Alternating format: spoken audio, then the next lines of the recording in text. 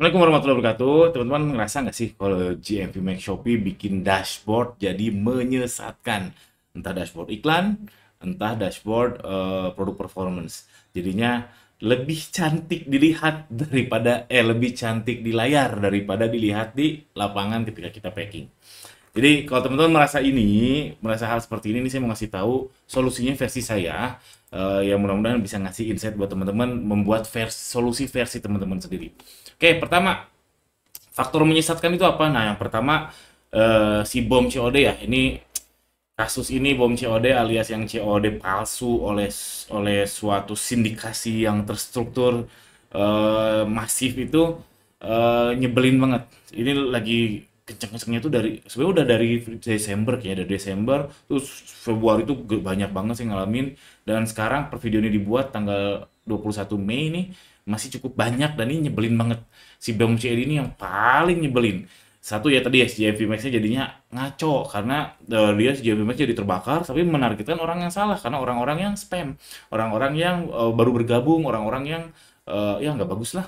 Ini bikin kesel banget, belum lagi operation kita jadi nambah repot. Kita harus unboxing returan, terus kita harus komplain terus ke CS. Nyebelin sekali, sangat menyebalkan si bom cowok ini. Ya, mudah-mudahan segera ada solusinya. Jadi ini ceritanya tuh ini gambar orang marah ya, nggak mirip ya, ini asap ceritanya ya begitu. Satu itu faktor yang membuat dashboard kita jadinya terlihat cantik di layar doang. Yang kedua, customer-customer yang impulsif itu tergantung niche produk ya. Ada niche produk yang memang beli nggak jadi, ada yang lebih murah. Nah, itu yang impulsif itu langsung matrix GMV match-nya jadi bagus. Bahkan di produk performance pun kalau sampai pesanan siap dikirim dia masuk. Dan kalau batalin dia nggak akan nggak akan terhapus, tetap aja di situ. Jadinya cantik di layar, tidak cantik di meja packing. Yang impulsif. Lalu ada yang konspirasi. ini ini ya setidaknya satu atau dua orang berkonspirasi, bercocok logi bahwa ini akal-akalan Shopee aja. Jadi Shopee ngebagus-bagusin matriks kita biar kita terlena.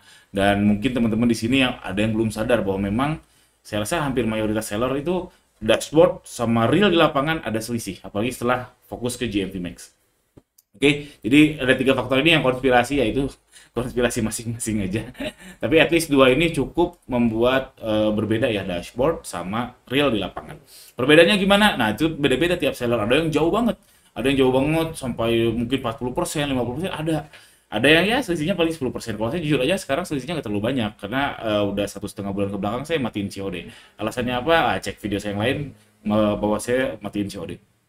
Jadi tetap ada selisih, meskipun saya matiin COD tetap ada selisih antara dashboard sama lapangan. Apalagi kalau kita telusuri sama uang masuk akan pasti ada selisih, pasti ada selisih. Oke, itu faktor menyesatkannya. Siapa tahu teman-teman belum tahu. Lalu kita langsung solusinya gimana? Nah, ini solusinya gimana? Tutup dashboard teman-teman. Tutup dashboardnya teman-teman, fokus ke uang.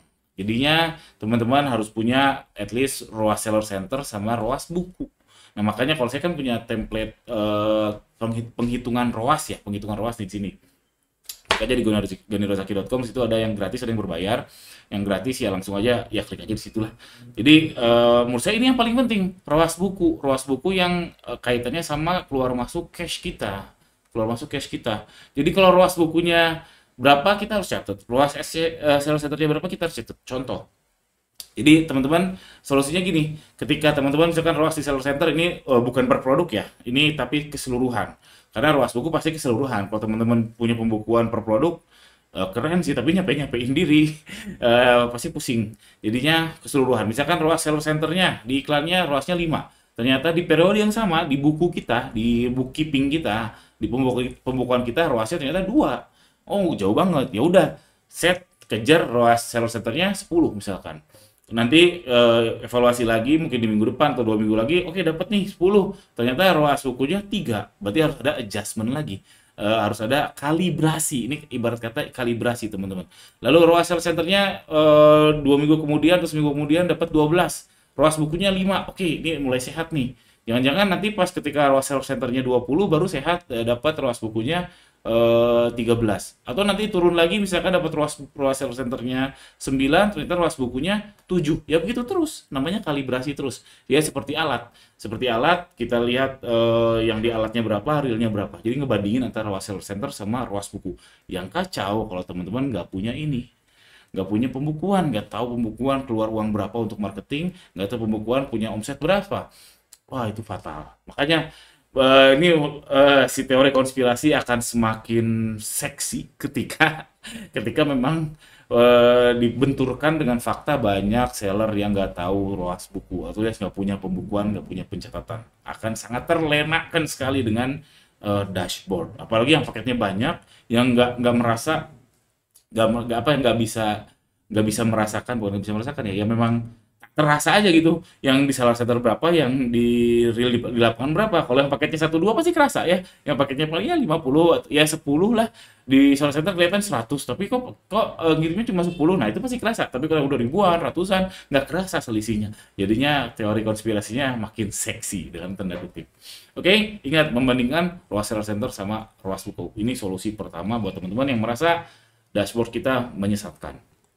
Yang kedua, hack organik. Nah, ada caranya hack organik. Nah, ini saya promo. Jadi saya sama Mas Sony Kurniawan, teman-teman kudu subscribe ke Mas Kurniawan, Sony Kurniawan, itu lagi ngadain bootcamp ternak toko. Alhamdulillah sudah jalan dari Desember sampai sekarang Mei. Ini udah batch ke-6. Per video ini dibuat batch ke-6. Nanti teman-teman nonton video ini entah batch berapa yang dibuka, cek aja di gadirozaki.com kalau mau daftar. Jadi formatnya bootcamp.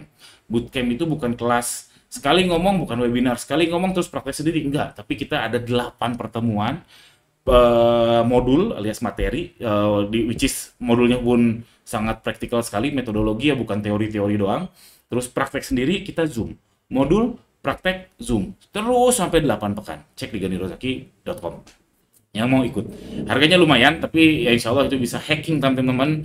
Kalau teman-teman mau strategi ternak toko Shopee, daripada teman-teman belajar sendiri, daripada teman-teman senggol sana senggol sini, masuk lubang sana masuk lubang sini, nantinya mahal juga, ya lebih baik bayar saya sama Mas Sori menjadi fasilitator biar teman-teman hacking waktunya teman-teman.